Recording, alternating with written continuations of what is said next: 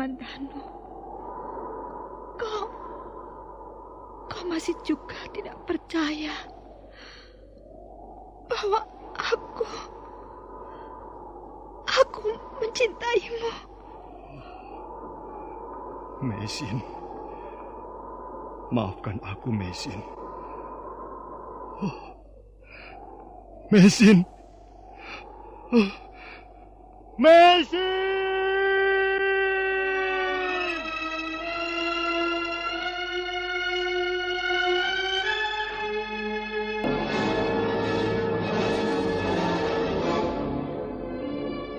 Pada tahun Saka 1206 atau 1284 Masehi, kekuasaan Raja Kertanegara mencapai puncaknya di Singasari. Pulau Bali berhasil ditundukkan. Demikian pula Kerajaan Gurun, Bakulapura, Pahang, Sunda dan Madura. Demikianlah Singasari atau Tumapel semakin mengembangkan sayap kekuasaannya di luar Pulau Jawa.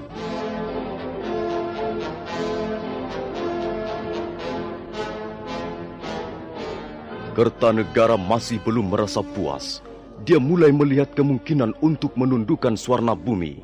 Maka pada bulan Agustus 1286, pasukan Singasari berangkat ke negeri seberang untuk mengebuk perang. Dan ternyata Swarnabumi berhasil ditaklukkan. Raja Tribuana Raja Maulia Warmadewa menyerah.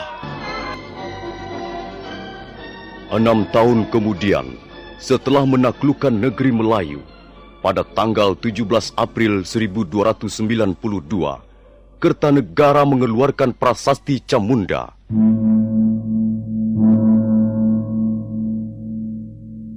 Salam bahagia ya Sang Prabu. Salam bahagia wahai Sang Siwa Buddha. Terima kasih. Salam kalian kuterima dengan senang hati. Mudah-mudahan berkenan pula bagi para dewa yang bersemayam di atas langit. Kalian semua kuundang untuk berkumpul di Pendapa Agung ini agar menjadi saksi hidup dengan adanya prasasti yang baru saja dirampungkan oleh Sudarma Papati. Kita semua mengerti ada banyak yang bisa kita capai dengan gemilang tahun-tahun terakhir ini. Singasari bukan lagi sebuah tempurung yang mengapung di Muara Sugalu, melainkan telah berganti wajah menjadi sebuah armada kapal perang yang ditakuti negeri-negeri lain yang jauh. Arca Amoga Pasa yang kutanam di permukaan Swarnabumi adalah bukti yang tak bisa disangkal, sekalipun oleh orang yang kurang berpengetahuan. Memang benar, Gusti. Apa yang telah diraih Singasari merupakan kebanggaan yang tak bisa dipungkiri. Nah, itu semua berkat jerih payahmu juga, Paman Lembusora. Juga jerih payah kalian, Ranggalawe, Nambi, Kebu Anabrang, menantuku Tiah Wijaya dan Ardaraja. Kau pun ikut berjasa, Paman Banyak Kapuk, Gajah Pagon, dan Rapodang. Semua ini adalah pekerjaan kita semua. Bukankah demikian? Benar, Sang Prabu. Nah, sekarang dengar. Pekerjaan yang baik sudah sepantasnya mendapat hadiah atau penghargaan. Sebaliknya, pekerjaan yang buruk yang sering dilakukan para pemalas dan sok pintar sudah seharusnya diberikan hukuman untuk peringatan bagi yang lain. Banyak Wide contohnya. Dia kulorot kedudukannya dari Rekrian Demung menjadi adipati di Sumenep karena menentang kebijaksanaanku. Juga Ramapati kupecat karena tidak setuju ketika aku merencanakan menyerbu ke Swarnabumi.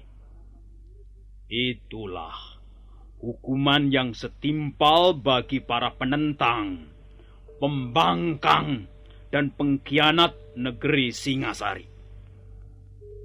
Menantuku, Yah Wijaya. Daulat Ayahanda Prabu. Dan kau juga, Ardaraja. Daulat Ayahanda Prabu. Dalam Prasasti Camunda yang baru saja dirampungkan, tercantum keputusan Kertanegara sebagai raja yang syah di Singasari. Di atas lempengan batu ini, aku mengucapkan terima kasih yang besar atas jasa-jasa mereka yang telah membantu seluruh usahaku. Dan kepada mereka aku akan memberikan penghargaan yang layak, baik jasa yang besar maupun yang kecil. Semua akan mendapat imbalan dari pemerintah Singasari. Dan kalian berdua, Yah Wijaya dan Ardaraja, kutugaskan untuk mengatur dan mengawasi pelaksanaan pemberian penghargaan itu. Ingat, jangan sampai ada yang tercecer. Semua yang telah berjasa harus ikut menikmati hasilnya. Daulat Ayahanda Prabu, Ananda akan melaksanakan perintah sebaik-baiknya. Demikian pula Ananda akan menjunjung tinggi perintah Ayahanda Prabu. Nah, kalau begitu, pertemuan di Penaba Agung ini aku tutup sampai di sini. Dan tak lupa, kita panjatkan puji syukur pada para dewa yang telah memberi berkah pada kita semua. Salam bahagia ya Sang Prabu. Salam bahagia wahai Sang Siwa Muda.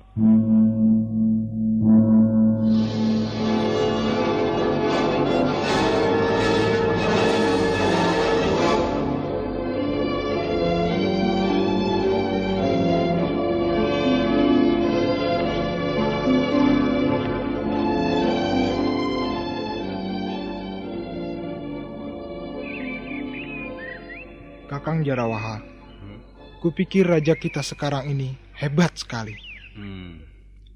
Di mana letak kehebatannya menurut pendapatmu, Adi Ganggadara? Ya, dia tegas dan tergolong seorang raja yang berani. Iya. Bayangkan, Suwarna bumi yang megah dapat ditundukkan tanpa kesukaran.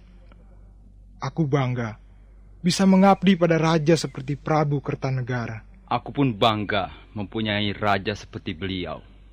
Tapi aku mempunyai alasan yang berbeda. Ya, dengan dibuatnya Prasasti Camunda, semakin tampak kearifan dan kebijaksanaan beliau. Seorang raja besar bersedia menekuk leher, menundukkan wajah untuk mengucapkan rasa terima kasih pada bawahannya. Itulah yang luar biasa. Kukira belum pernah terjadi sebelum Prabu Kertanegara. Ya, benar Kakang. Semua jasa orang, baik yang kecil maupun yang besar, baik dari kalangan bawah, menengah atau golongan atas, semua diperhatikan dan diberikan penghargaan. Rasanya pekerjaan kita tidaklah sia-sia. 2 kali aku terlibat peperangan bersama pedang kebanggaanku ini. Pertama, ketika menyerang Pulau Bali, dan kedua, ketika merebut ibu kota Suwarna Bumi. Dan sekarang pangkatmu naik menjadi perwira muda.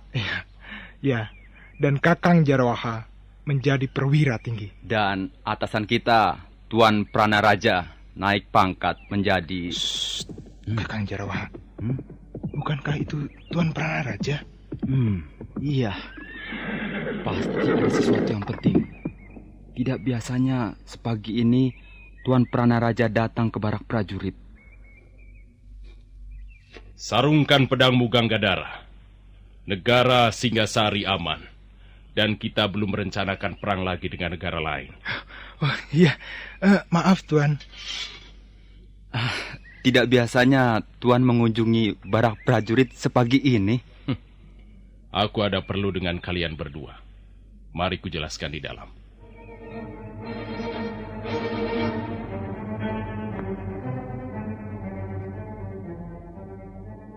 Gurawan?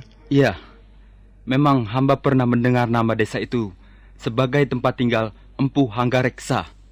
Kalau tidak salah, letaknya berdekatan dengan desa Jasunwungkal. Kalau kau sudah tahu letaknya, itu lebih bagus. Oh, jadi Empu Hanggareksa juga diundang ke istana? Tentu saja. Karena dia tergolong orang yang berjasa terhadap pemerintah Singasari. Hampir seluruh senjata milik perwira Singasari adalah buatan Empu itu. Benar, Tuan. Senjata yang ampuh memang ikut mempengaruhi semangat dan keyakinan seorang prajurit. Kalau begitu, kalian siapkan kuda dan perbekalan yang cukup untuk di perjalanan nanti. Apakah hari ini juga kita akan berangkat, Tuan? Ganggadara, tak baik menunda-nunda tugas yang diberikan oleh seorang raja.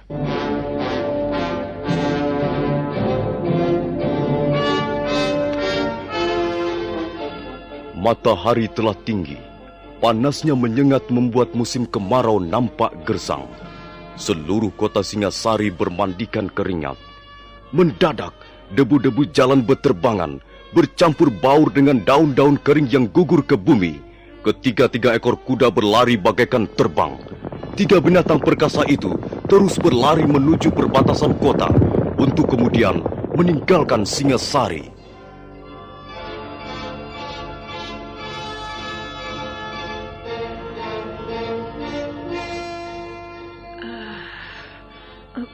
Maaf, sepertinya tuan bertiga ini datang dari jauh. Apakah kau sama sekali tidak mengenal lencana keprajuritan? Kami adalah prajurit-prajurit Singasari. Yang sedang kau ajak bicara ini adalah Panglima Muda Tuanku Pranaraja. Kami mengemban tugas dari Sang Prabu Kertanegara. Ampun, Gusti. Hamba benar-benar tidak tahu. Hamba memang orang bodoh dan pantas dihukum. Sudahlah. Tak ada perlunya memberimu hukuman. Kami hanya mau menginap di rumah ini barang semalam. Masih adakah ruangan kosong? Masih, Gusti. Tapi tempatnya di belakang. Apa? Kau suruh kami tidur di ruangan belakang? Berani sekali kau merendahkan martabat kami. Ampun, Gusti. Bukan maksud hamba merendahkan martabat Gusti bertiga. Tapi rumah penginapan hamba ini tidak besar. Ya, hanya ada 7 ruangan dan di bagian depan sudah ditempati orang. Itu, di bawah pohon sawo itu ada 2 ruangan yang cukup nyaman. Kami tidur di situ saja. Ampun, Gusti. Ruangan itu sudah ada yang menempati. Suruh saja mereka pindah ke belakang. Katakan bahwa kami membutuhkan ruangan itu untuk istirahat. Ampun, Gusti. Hamba tidak berani mengatakannya. Apakah orang-orang itu menurut kau keturunan dewa? Hingga kau pantas merasa takut? Kau pengecut. Biar aku yang akan bicara dengan orang itu. Mana dia? Apakah ada di sini? Ada, Gusti. Mereka ada di sini. Itu dia. Itu Gusti yang duduk berdua di sudut ruangan itu.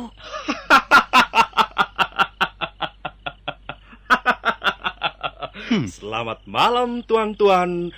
Agaknya tuan-tuan membutuhkan ruangan yang nyaman untuk istirahat malam ini. Iya. Iya.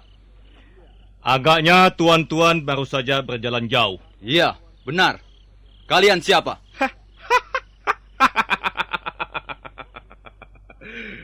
Kami ini orang lontang-lantung. Saya Jaran Bangkal. Dan adikku ini bernama Jaran Lejong.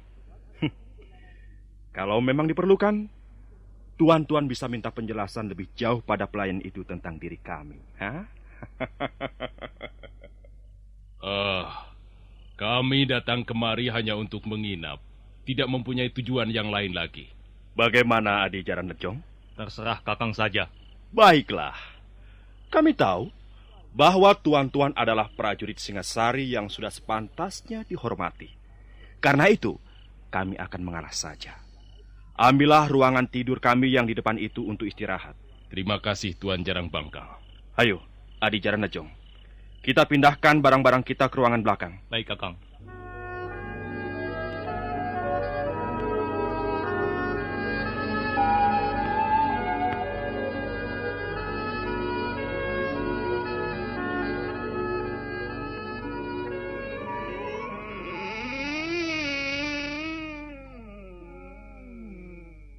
Ada apa, pelayan? Gusti, kami harapkan berhati-hati. Dua orang itu agaknya punya niat yang kurang baik, Gusti. Kau tahu banyak tentang mereka? Oh, mereka orang-orang jahat, Gusti. Mereka suka merampok orang-orang yang kemalaman di jalan, Gusti. Oh, begitu. Baiklah. Terima kasih atas peringatanmu, pelayan. Sebenarnya hendak pergi kemana Gusti bertiga ini? Kami akan ke desa Kurawan. Oh, Kurawan sudah tidak terlalu jauh dari sini, Gusti.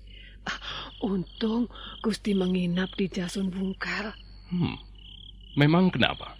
Jalan ke Kurawan agak sulit ditempuh pada malam hari, Gusti. Harus berhati-hati karena banyak jurang dan tebing yang berbahaya. Baiklah. Pergilah, pelayan. Biarkan kami istirahat malam ini. Baik, Gusti. Maaf, hamba telah mengganggu. Selamat malam, Gusti Pranaraja. Iya.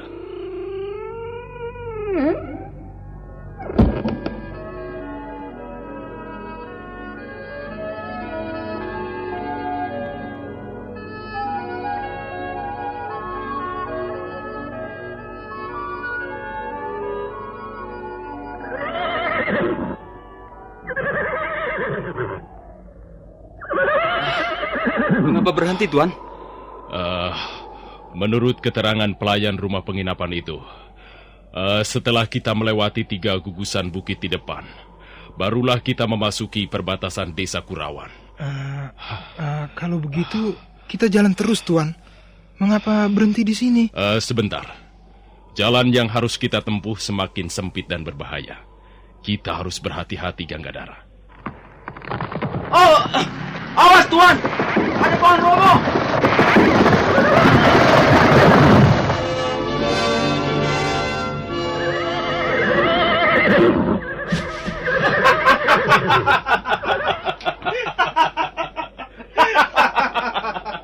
Hei, bukankah kau Jarang Bangkal dan Jarang Lejong? Apa maksud kalian merobohkan pohon ini di tengah jalan? Maksud kami adalah untuk menghalang-halangi perjalanan kalian bertiga. Kurang ajar. Tenang, Ganggadara. Tenang saja. Aku tahu siapa mereka. Bukankah kalian bermaksud merampok kami? Tidak. Kami hanya ingin minta ganti rugi. Ganti rugi apa? Kami tidak pernah merugikan kalian. Semalam kalian tidur nyenyak di ruang penginapan itu. Sedang kami hampir tak bisa tidur. Iya, kami tidur di kerubutan nyamuk dan kepinding. Apakah itu bukan kerugian namanya? Baik. Sekarang apa yang ingin kalian lakukan? Kalau kalian mau memberi kami 50 ringgit, maka kami akan membiarkan kalian melewati jalan ini. Jarang Bangkal. Apakah kau tidak tahu sedang bicara dengan siapa? Kami adalah prajurit. Kami tidak akan mempan digertak dengan cara seperti itu. Hei, begundal-begundal Kertanegara. Kami bukan hanya mengertak. Kalau kalian tidak bersedia memberikan apa yang kami minta, maka kalian pasti akan menyesal. Jarawaha dan kau Ganggadara, aku muak melihat tampang 2 orang itu. Cepat bereskan mereka. Baik, Tuan. Ayo Jaran Bangkal dan Jaran Lejong. Kalau kalian menginginkan 50 ringgit, cabutlah pedang dan hadapilah Jarawaha dan Ganggadara.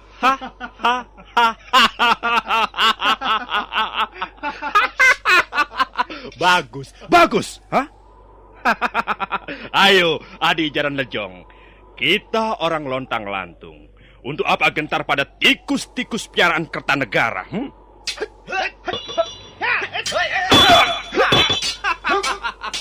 Bagus. Agaknya kali ini kita mendapat lawan yang sepadan. Adi Jaran Lejong. Cepat bereskan mereka, Jarawaha. Apa yang kalian tunggu?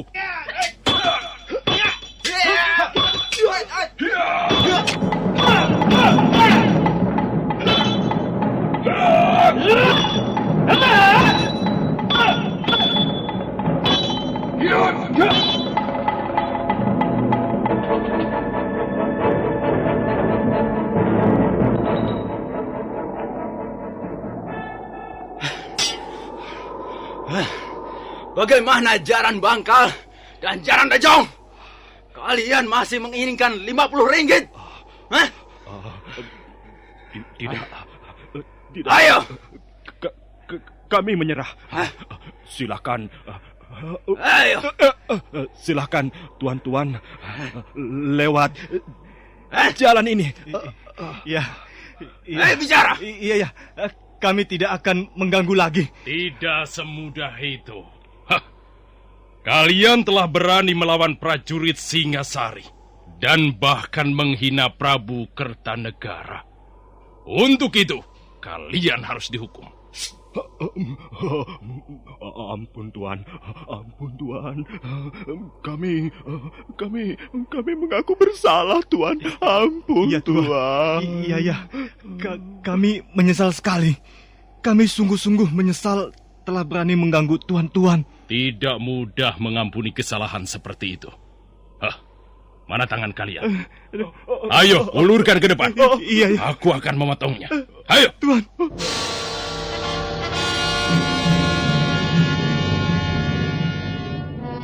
Walaupun Jaran Bangkal dan Jaran Lejong merintih sambil membentur-benturkan kepalanya di tanah tanda menyesal, tapi Prana Raja tidak menyarungkan kembali pedangnya. Bahkan dia melangkah dengan garang mendekati dua perampok malang itu. Nah, para pendengar sekalian, bagaimana kelanjutannya?